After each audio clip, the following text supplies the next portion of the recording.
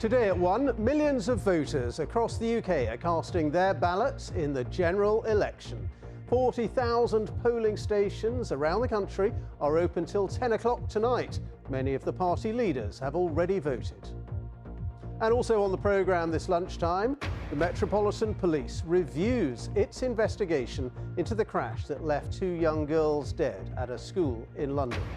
Joe Biden insists he won't pull out of the US presidential election despite his faltering performance in the TV debate with Donald Trump. 36-year-old Virginia McCulloch pleads guilty to murdering both her parents. Their bodies were only discovered in her home 4 years after she killed them.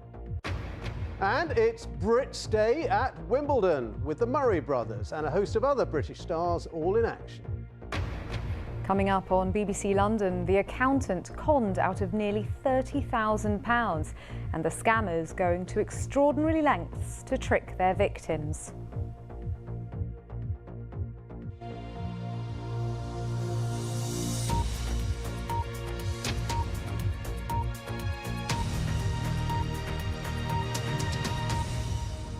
Good afternoon, welcome to the BBC News at 1. Millions of people are voting in today's general election. 40,000 polling stations in 650 seats across the UK are open till 10 o'clock tonight. It is the first general election where voters will need to show photographic ID. Here's our political correspondent, Sean Curran. It's decision time. Across the UK, tens of thousands of polling stations opened at 7 o'clock this morning. The Prime Minister, Rishi Sunak, cast his vote in Yorkshire. The Labour leader, Sir Keir Starmer, voted in North London. The Liberal Democrat leader, Sir Ed Davey, posed for photographers in southwest London. And the SNP leader, John Swinney, walked to a village hall in Perthshire to cast his vote. In North Wales, the Plaid Cymru leader, Rhun ap Iorwerth, voted in Anglesey. And the Green co-leader, Carla Denyer, cast her vote in the west of England. Many people have already voted by post, including the leader of Reform UK, Nigel Farage. The polls are open until 10 o'clock. You'll need to show an accepted form of photo ID, such as a passport, driving licence, or an older or disabled person's bus pass. If you've asked for a postal vote and it hasn't turned up, you can go in person to your local council to ask for a replacement ballot paper before 5 o'clock. And if you've got a postal vote but haven't sent it back, you can still drop it off at the polling station today in England, Scotland and Wales, or ask someone else to do it on your behalf. At this Royal Mail office, they're sorting through completed postal votes to get them to the right place to be counted. If somebody opts to vote by post, we will get the postal vote to them. That goes out in something we call a ballot back. They then return the postal vote and it's got a clear purple strip in it. All the machines are set up to automate that process, but on the very final day, we do a final day sweep just to make sure everything that comes through, even on the very last day, we can get to the returning officers. And here in London, that's to 16 different returning officers. Most of us vote in person, whether it's at a laundrette, a hairdresser's, or at the local hall. And some of us take our best friend. Voting is taking place for all 650 seats in the House of Commons. The candidate with the most votes in each constituency will be elected as an MP. To secure a majority and form a government, a political party needs to win at least 326 seats. Sean Curran, BBC News, Westminster. Well, throughout the night and into the morning, we will bring you the results. We'll have our reporters at counts across the United Kingdom. Coverage begins at 9:55 tonight on BBC One and iPlayer and 9:45 on BBC Sounds. The Metropolitan Police is reviewing its investigation into a car crash at a school in Wimbledon in which 2 8-year-old pupils were killed. It happened when the driver of a Land Rover suffered an epileptic seizure and crashed into an end-of-term party last summer. Well, the girls' families say they are not convinced there was a thorough investigation And now, in their first interview, staff at the study prep school also say that the police have failed to answer key questions. Here's our special correspondent, Lucy Manning. So it was like a war zone. Standing on the lawn where their pupils Selina and Nuria died when a Land Rover smashed through the children here. And the car had gone into the building and dented the building and then sort of jumped back. Debris everywhere. The 8-year-old girls had just been celebrating at an end-of-term party. Tables and mats laid out. Nuria, talented and chatty. Selina, hard-working with a twinkle in her eye, said her teachers. Prosecutors last week decided not to charge the driver because they said she had suffered an epileptic seizure which hadn't previously been diagnosed, a decision the school struggles with. I was very surprised. I think we were both very surprised, as was the whole community really. And we've waited and waited and given the police and the CPS the time and the space to make that decision. And now we feel very angry and sad and upset and confused. But their greatest frustration is with the Met Police, its investigation and what they see as a failure to answer questions since the decision not to prosecute. There were numerous questions that they were unable to answer. That's made the last week incredibly difficult. I mean, the police said that their officers worked tirelessly through every detail of the incident to ensure a complete investigation. That it didn't, it didn't look like that to us at each of those 3 meetings because they were not able to answer some of those questions. You were shaking your head there. No, I think the words thorough and tireless suggests that you would have a body of evidence that you would be able to share. But in some areas there was just a complete lack of knowledge. The lack of thoroughness was how it appeared. Have you felt let down by the Met Police? At the end of this process, at this moment in time, it would appear to be that I have been let down by them. The Met has now decided it will review its investigation, saying it has listened to concerns from the families of Nuria and Selina and others affected. Last week, the driver, Claire Fremantle, expressed her deepest sorrow to the families and said she had no recollection of what took place. The flowers on the lawn, planted from those the community left in tribute to Selina and Nuria. Helen comforted Nuria as she lay injured. I just talked to her about how wonderful she was, how much we loved her, how much Mummy and Daddy loved her, and what a special girl she was. But we couldn't keep them safe on that day. And that, I will always live with that. Lucy Manning with that report.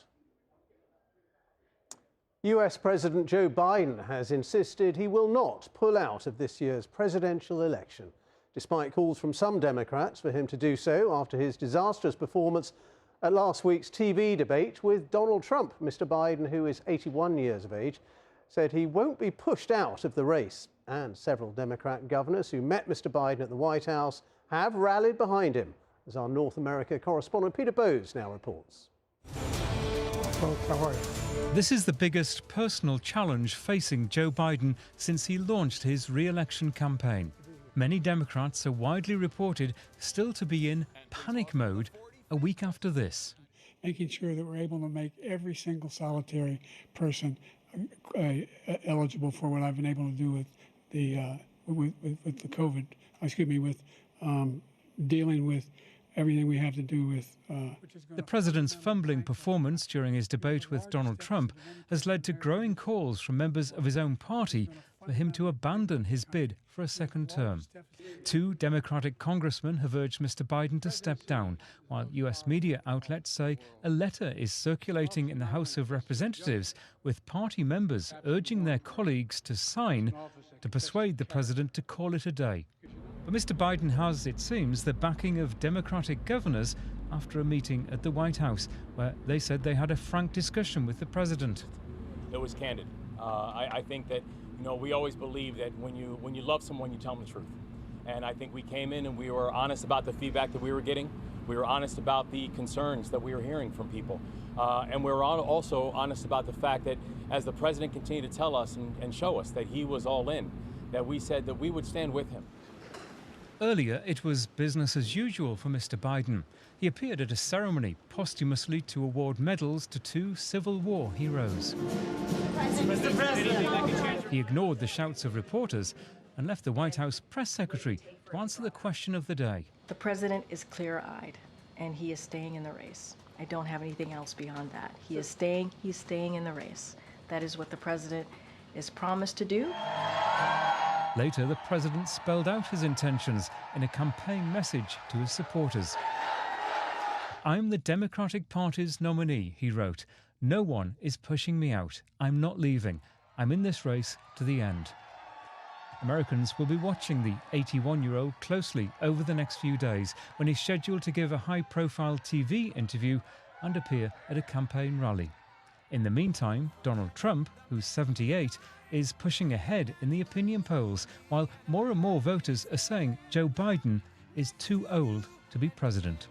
Peter Bowes, BBC News. Well, let's talk about this now with our North America correspondent, Nomia Iqbal, who joins us from Washington. And Nomia, still some pressure from Democrats on Joe Biden to stand aside, but so far he is resisting it. He is, but the truth is his presidential candidacy is under a very, very dark cloud, and that's being fueled by an American media which largely believes that the president has not been honest with them. It's led to days and days of very negative headlines and articles. I mean, Donald Trump usually dominates the news cycle here. We've not really heard about him or officially from him. You've got some editorial boards and newspapers saying that Mr. Biden should stand down, they say, for the sake of democracy. You've got senior Democratic leaders, as Peter mentioned there in his report, calling for him to stand down. There was one member, a man named Jim Clyburn, very close to President Biden, who said yesterday we could have some mini primaries to find a replacement if it gets to that. And I think that in of itself is very telling. But look, he has to be seen to be believed. You've got this interview coming up on Friday, and you've got the big NATO summit next week where he is hosting world leaders. One slip up, one weakness will be seized upon. And I think the president is going to be scrutinised in a way that he has never been before. Nomia, thank you very much. Nomia Iqbal there. Police in Australia investigating the disappearance of a 12-year-old girl following a crocodile attack have found human remains. The girl was last seen while swimming in a creek with her family near a remote town south of Darwin in Australia's Northern Territory. The area is home to an estimated 100,000 saltwater crocodiles. That's more than anywhere else in the world. 6 people have been arrested in connection with a stampede at a Hindu event in India's northern state of Uttar Pradesh, which killed more than 120 people. The crush at the religious gathering is one of the deadliest such disasters in more than a decade. Concerns have been raised over the care that the former Arsenal and Everton footballer Kevin Campbell received in hospital at the Manchester Royal Infirmary before he died. The inquest into his death has heard that the hospital trust declared a maximum level 5 patient safety incident about aspects of his care. His provisional cause of death is multi-organ failure due to a heart infection. A woman has admitted killing her parents after their bodies were discovered at her home. Virginia McCulloch pleaded guilty to murdering Lois and John McCulloch in June of 2019, but their bodies were not discovered until more than 4 years later, last September. Well, our reporter Francis Reid is at the Crown Court in Chelmsford. Francis, just bring us up to date on what's happened in court.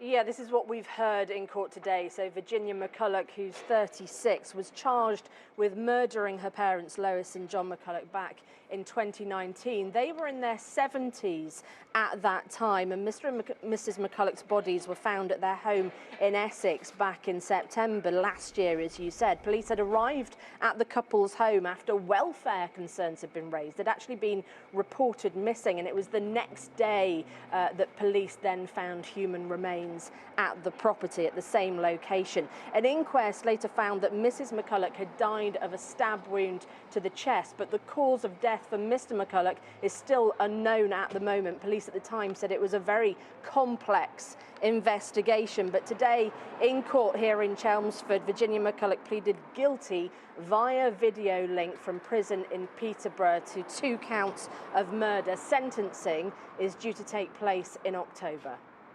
OK, Francis, thank you. The Lebanese armed group Hezbollah says it has launched more than 200 rockets and attack drones into northern Israel. Smoke can be seen rising at the border. No injuries, though, have been reported. Meanwhile, Israel is studying the latest response from Hamas on a possible ceasefire in Gaza and a hostage release deal. Hamas says it has sent new proposals to Qatari and Egyptian mediators. Well, the time is just 1:15. Our top story this lunchtime. Millions of voters across the UK are casting their ballots in the general election, with 40,000 polling stations around the country open until 10 o'clock tonight. And still to come, it is Brits Day at Wimbledon with the Murray brothers and a host of other British stars in action. And on BBC London, how big hits on TV and film are helping small businesses in the capital shine. And Corsa will be live from SW19 to serve up your weather forecast from Wimbledon. Sorry about the pun. Join us later.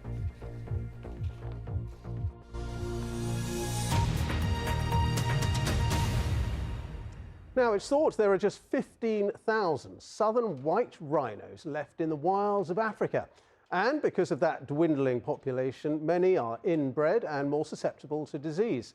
Well, now researchers are trying to protect them by harvesting the eggs from rhinos kept in European zoos to help make the wild animals more genetically diverse. Here's our science editor, Rebecca Morell. Xanta is a 22-year-old adult southern white rhino. She's unable to have calves of her own, but scientists want her valuable genes to live on. She's having her eggs harvested. First, she's given some anaesthetic. And once the team are sure she's asleep, they get to work. A specialist team from Germany has flown to Dublin Zoo for the procedure. Xanta is being checked all the time while she is under sedation. For the last week, she's been given a special hormone injection to help her produce eggs, but collecting them is far from easy. It requires painstaking precision. The hope is, though, that she could help to safeguard the future of her species. The scientists want to harness Xanta's genes for the wild rhino population. Southern white rhinos almost went extinct. There were just a few dozen left. Now their numbers have recovered, but they're all descended from that tiny group, so they lack genetic diversity. But rhinos in zoos have been carefully crossbred, so their genes are more mixed up. A wider genetic diversity gives for a healthier population in terms of disease, in terms of their ability to survive. So Xanta, having wonderful genetics that are worth preserving, we know from a previous reproductive assessment that she can't breed. The great thing about this is that Xanta will be represented in future generations of rhino. The scientists look inside Xanta's ovaries. On the ultrasound, they locate her eggs inside follicles, small sacs of fluid that appear as dark circles. They extract them using an ultra-fine needle. Good reaction. It's taken years to develop and perfect this fertility technology. It's an extreme form of conservation, but scientists say it's vital. They are products of the evolution for millions of years, and they didn't fail in evolution. They are not bulletproof, and they were wiped out by human activity. And I think we have really the responsibility as scientists to provide new solutions to make it possible that the rhinos can live another million years. In a makeshift lab, the researchers take stock of what they've found. They've extracted 4 eggs, 3 are of high quality. They're packed up and will be taken to a fertility centre in Italy to create new southern white rhino embryos. Rhino IVF is still in its infancy, but the hope is they could eventually be implanted in a female surrogate.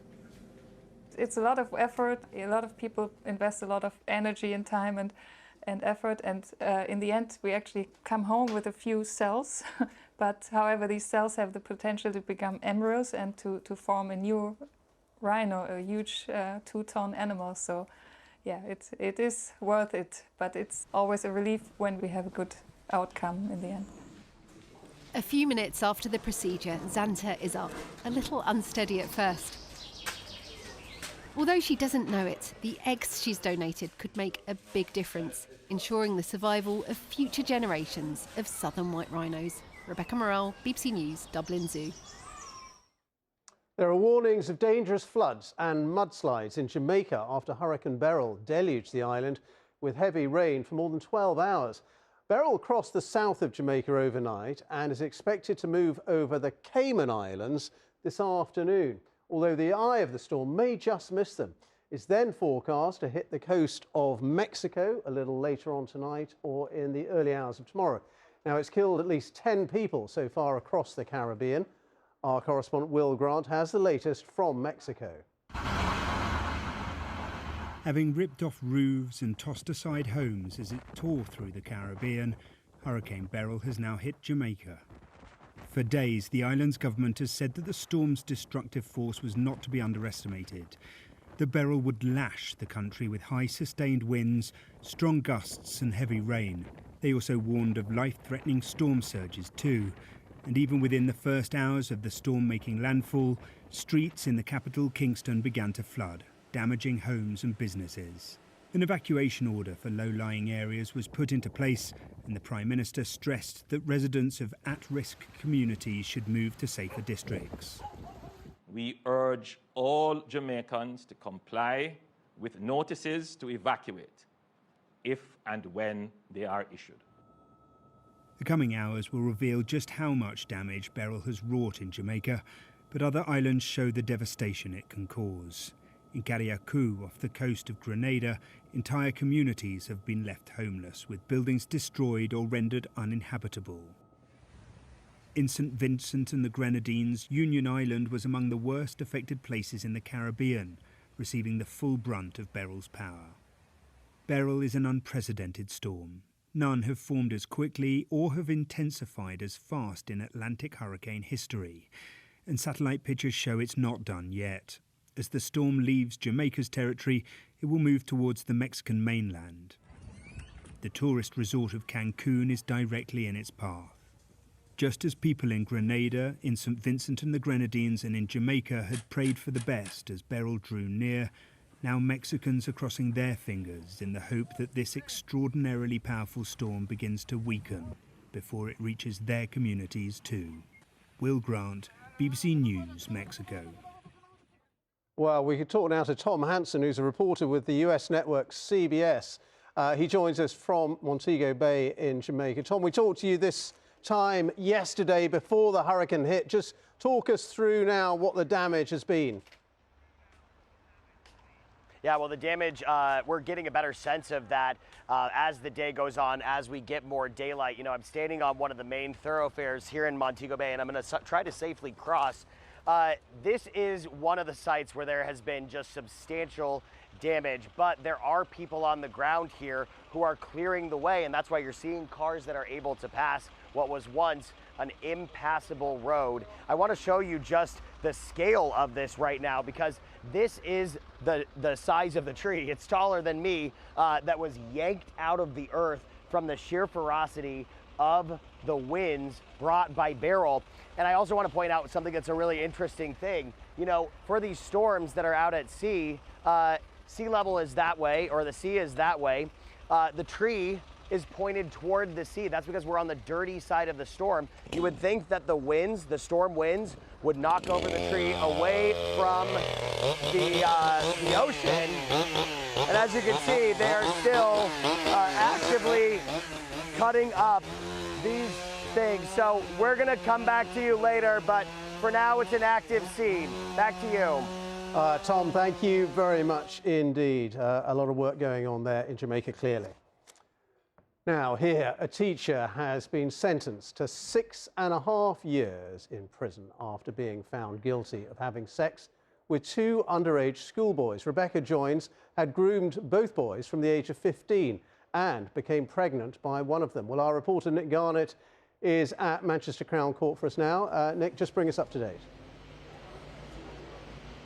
So the sentencing has just taken place in the last couple of minutes. Rebecca Joins, 30 years old, was a maths teacher at a high school in Manchester. She's been convicted of 6 sexual offences against 2 boys under the age of 16 and been sentenced to a total of 6 years and 6 months, but will serve half of that, so 3 years and 3 months in prison, with 3 years and 3 months out of prison but on licence. Now this goes back to 2021 when she manipulated and abused both boys. She took one of them to the Trafford Centre, a shopping centre in Manchester, where she bought him a belt costing £345 before taking him back to her flat and abusing him. Now, the boys have said that, one of the boys has said that as part of this, he's now bringing up a child. He is woefully looked after by the services, the local authority services, and says there needs to be more help for people who are victims like him. Nick, thank you very much indeed. Sport now, and it's Brits Day at Wimbledon. Andy Murray begins his tournament farewell as he takes to centre court with his brother Jamie in the men's doubles. And there are all British clashes between Katie Boulter and Harriet Dart in the women's singles, and Jack Draper and Cameron Norrie in the men's. Well, our sports correspondent Joe Curry is at Wimbledon for us right now, and Andy Murray back on centre court. Joe, it's going to be an emotional day for him. Absolutely. Well, look, seeing as it's festival season, it seemed only fitting that we brought you Britfest here from Wimbledon today.